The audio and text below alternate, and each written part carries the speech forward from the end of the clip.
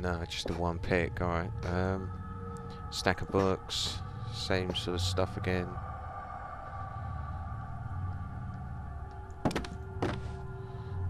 No use there. Nothing on the shelves. Microscope.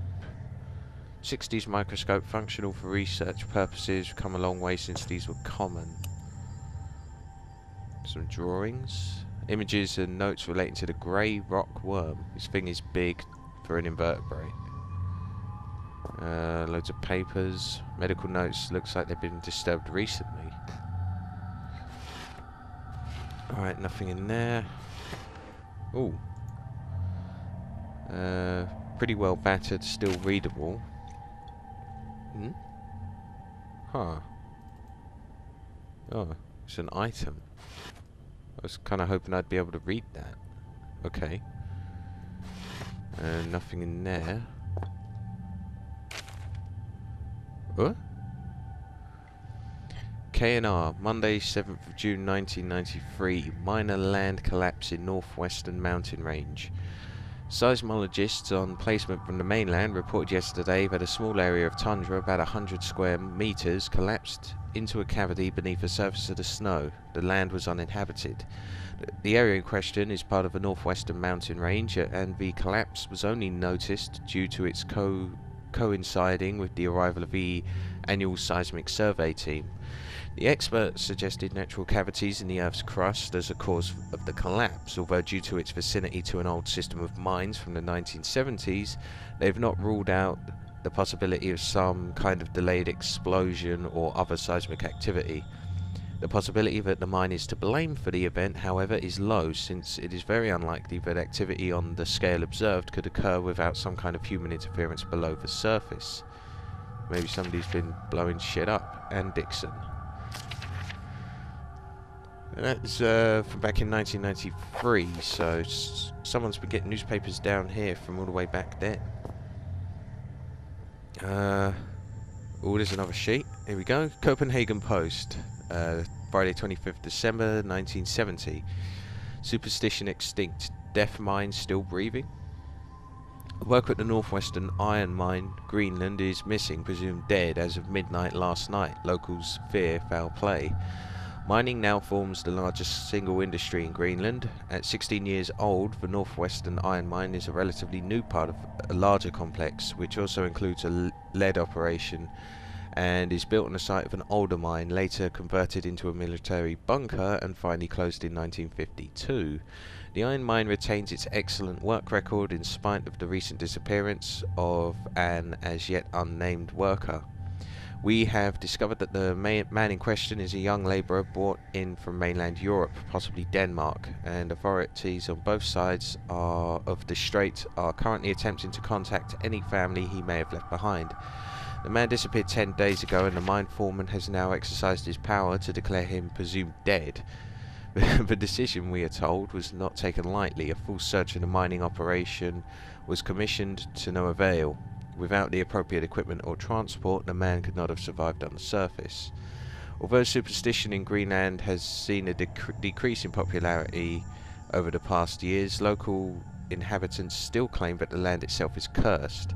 This very paper ran a report almost 40 years ago to the day discussing high suicide figures of the area, but findings at the time were considered to be inconclusive. Lars Jensen. That old newspaper clipping I actually have.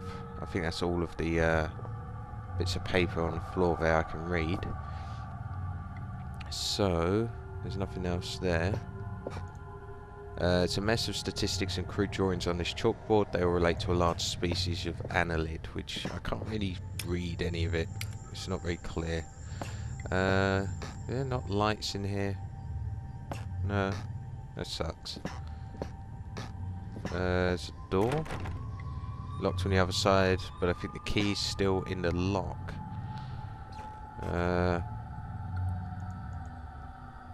Yeah. Door's locked. Looks like something's stuck in the keyhole.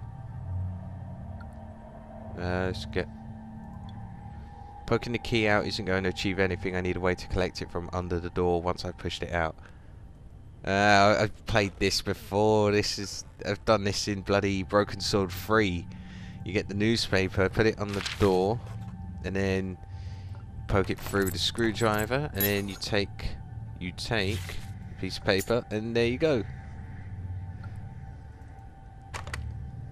Ha. Done all this before. I'm a genius. Who says originality is dead? Oh shit. Big hole in the wall. Oh, big scary noises. Oh crap.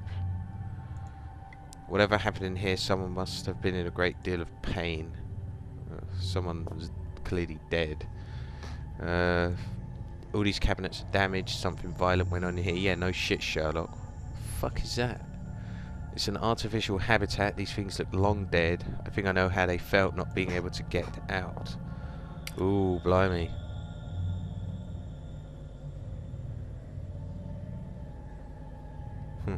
Oh well, sucks to be them. What the hell is that in the jar? Like a fetus. Huh. Nothing in there. Oh, we've got a little bit of paper in there. More fetuses. Professor. These are the biomedical journals of Dr. J. Peters, MSc, PhD, complete between the dates of 30th of March 1969 and the 1st of January 1972 at the Northwestern Research Station within the Northwestern Iron Mine with the permission of Delta Mining Corp. Replication of selected extracts left at the disposal of mine foreman. Subject of study, genus Rhyosophila, commonly known as the grey rockworm. Aim to investigate the abnormal presence of the cadi in the Greenland rock. Method, collection of samples, if indeed they can be identified correctly. Standard series of testings, observation, and dissection personal notes. Upon arrival at the mining facility, I was immediately stunned by the sheer volume of fauna that finds a way to live down here, despite the conditions. In general, one would assume that species whose natural habitat is past a certain depth would find the intrusion of human activity too great a threat to remain in place. However, almost the exact opposite seems to be the case in this instance. It is curious that certain areas of the mine appear to be entirely without life of any kind, and yet other deeper areas are teeming.